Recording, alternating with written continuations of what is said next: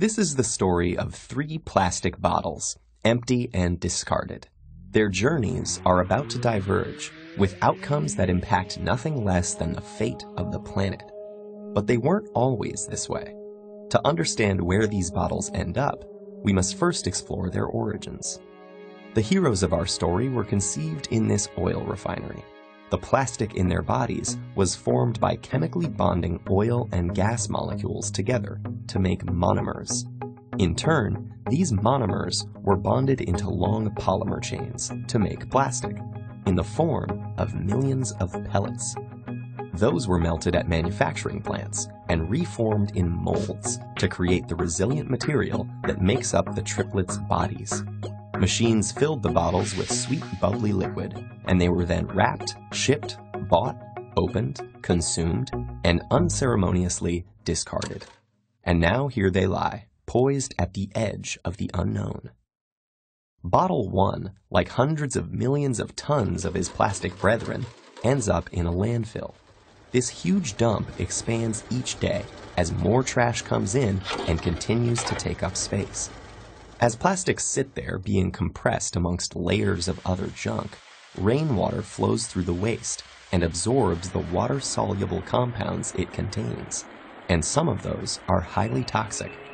Together, they create a harmful stew called leachate, which can move into groundwater, soil, and streams, poisoning ecosystems and harming wildlife. It can take bottle 1 an agonizing 1,000 years to decompose.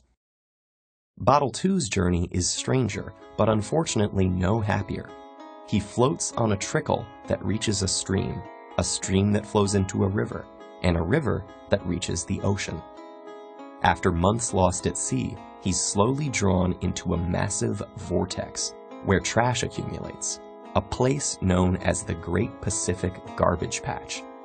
Here, the ocean's currents have trapped millions of pieces of plastic debris. This is one of 5 plastic-filled gyres in the world's seas, places where the pollutants turn the water into a cloudy plastic soup. Some animals, like seabirds, get entangled in the mess. They and others mistake the brightly colored plastic bits for food. Plastic makes them feel full when they're not, so they starve to death and pass the toxins from the plastic up the food chain. For example, it's eaten by lanternfish. The lanternfish are eaten by squid. The squid are eaten by tuna. And the tuna are eaten by us.